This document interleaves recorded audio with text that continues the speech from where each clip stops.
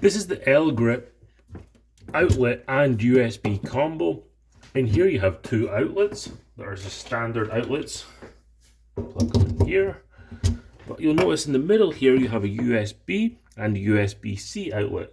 Here we have a USB. You can plug that in here.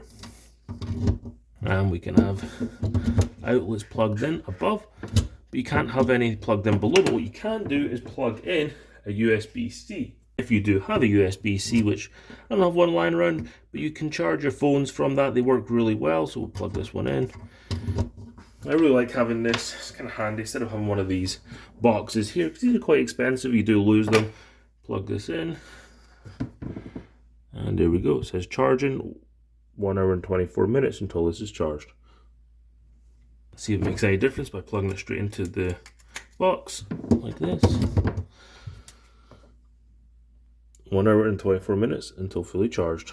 So there we have it. If you're looking for some upgraded outlets to have in your house, I'd recommend you get these ELEGRP USB outlets. Just put them places where you typically use USBs, and you won't be disappointed with having an easy access to power up whatever device you need to power up with a USB.